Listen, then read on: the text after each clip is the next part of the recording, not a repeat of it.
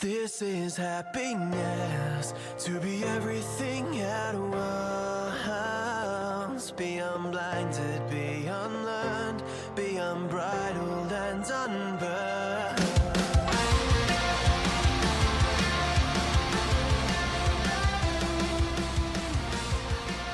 Hey everyone, welcome back to a brand new episode of Mood Prep. My name is Dave Nixon, and today, hopefully, I won't have those little weird skippy things. If you're a tech head, is that a thing? A tech head? I don't know if that's a thing. If you take that non-offensively and you still want to talk to me, and why, if you know why that's occurring, that would be great if you could let me know. I've literally had to switch computers. I'm learning as I go along. Either way, here we are, hopefully, this new computer. This is the same one that I did the musings with Kyle, so ideally, no skips, which would be lovely. So today, I'm going to go through, if you don't have me on Instagram already, at ddnix, I'm going to go through a quote that I posted on there. I'm going to pull it apart a little bit to show a little bit more meaning behind, I suppose, why, not just why I posted it, but what I got from it, and share that with you, and hopefully, if you get something out of that and you find that interesting, then share it with a friend of yours. But once again, if you don't have me on Instagram, you'll find me at ddnix. Every now and again, I post something on there, and then I use this podcast as an opportunity to pull it a bit further apart, to give it a bit more meaning and a bit more depth, I suppose. And so this is one of those opportunities. So it was only on 4 days ago, I posted a quote that says, "You don't have to create a masterpiece every day. Some days you just need to paint." Now, what does this mean? So, I mean, the beauty of something like this is that everybody can pull out their own meaning, which is powerful in its own sense, which is important as well. I'm like, the writer had meaning behind it, and they've got a message they want to share anyway, but I'm going to pull apart my meaning from it. And it starts off by saying you don't have to create a masterpiece every day. Now, what that is presupposing is that you're already painting every day. Whatever that is, you know, maybe the masterpiece isn't paint, but let's just say it's paint for the sake of it, right? Because he goes on to say, some days you just need to paint. Now, you don't have to create a masterpiece every day means that every single day you need to get up and move towards your art, your calling, your purpose, whatever it may be, right? You need to paint, basically. And that's why you'll see him tied off by saying some days you just need to paint. Now, more often than not, and let's look at the gym, for example, with this. People go, I'm not feeling too good, I won't go to the gym. Or I can't give my best, I won't go to the gym. You know, it's like, well, that's not what it's about. It's about painting every day, you know, and then over time you will have more masterpieces rather than only painting when you think you're going to do a masterpiece. Because what that's also doing, right, is you're stopping yourself from actually creating something and let it come through you because of a layer of expectation. Now, the issue with expectation is that if it doesn't meet expectations, then you end up, if not actually throwing out whatever you're painting, you know, quote unquote, then throwing out the effort of that. And this is what, like, I've seen people bust their ass and improve, but maybe their expectation was to win, and because they didn't win, then they kind of throw it out. And you're like, you're throwing away the lesson here. It's not the result, it's the effort, right? Because the effort will yield a result, but the result doesn't always yield the effort. And this is what's really important to understand, because when we look at painting, right, and painting is an analogy, it's a metaphor for whatever it is that is coming through, your art, your purpose. Maybe it is engineering for you. Maybe it is childcare. Maybe it is podcasting. Maybe it is personal training. You get the picture. It doesn't matter what the vehicle is, what your paintbrush, right? Whatever the paintbrush is, if that's a microphone, if that's a dentist tool, it doesn't matter, right? What matters is that you continually paint, and you paint, and you paint, and you paint, and you paint, and you paint. And what that means is that you go to work every single day. Now, I've talked a lot about Stephen Pressfield before, and Stephen Pressfield talks about in the War of Art about just, he knows that every single day, if he sits down at 9 a.m. to write, that whether his muse decides to find him or not, she'll know where to look. And so he doesn't wait for the days when the muse is there going, okay, it's time to write, let's get some motivation. He's like, 9 a.m. every single day, the professional sits down to write.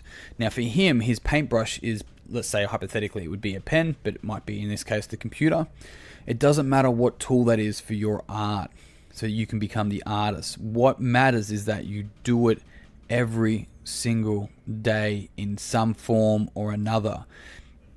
And this is why if you look at things that you do really, really well in life, you've done them every single day, or at least 5 out of 7 days a week, like give or take it.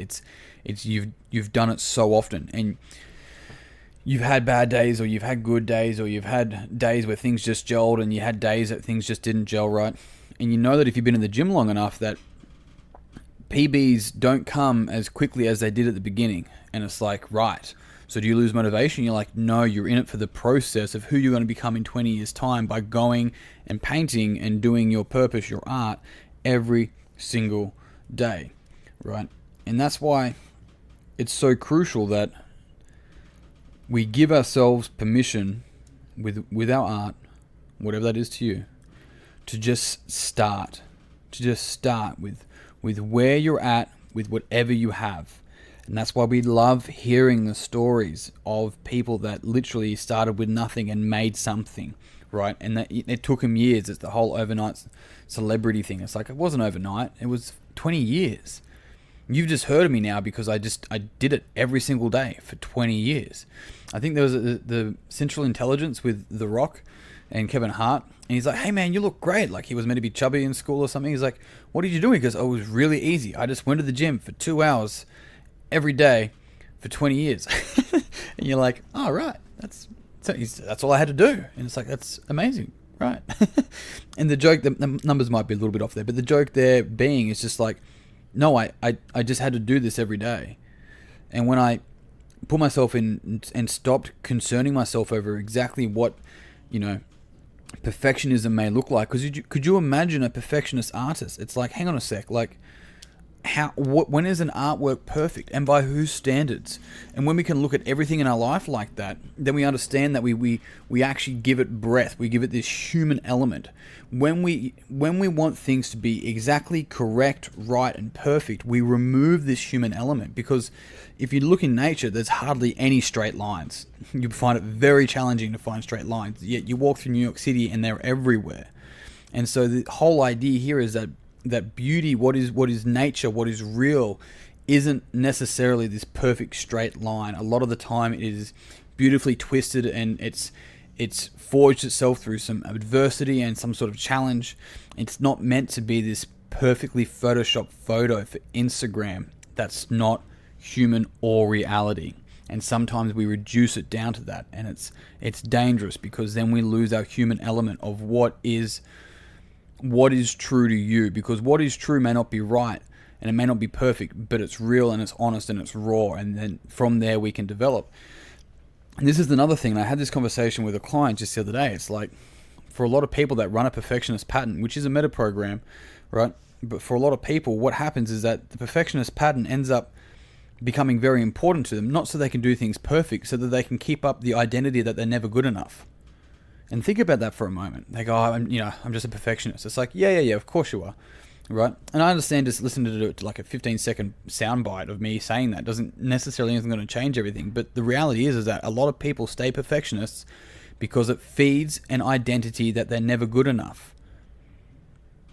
And so they stay disappointed. And they stay in that because that's what they feel they deserve. This is so interesting. So when we can move away from this idea that you have to paint correctly, paint between the lines, etc., fuck off. Just paint. Every damn fucking day. There's no right way to do it. Maybe there's better ways, but what worked 20 years ago probably won't work today. What worked 100 years ago almost didn't. Let's have a look at that, hey? Alright, team, I'm out. I'm done. Thank you very much for listening to this podcast. Like I said at the start, if you found this interesting or beneficial, and you know someone else who you think would also find it beneficial, it would mean the world to me if you would pass it on to them.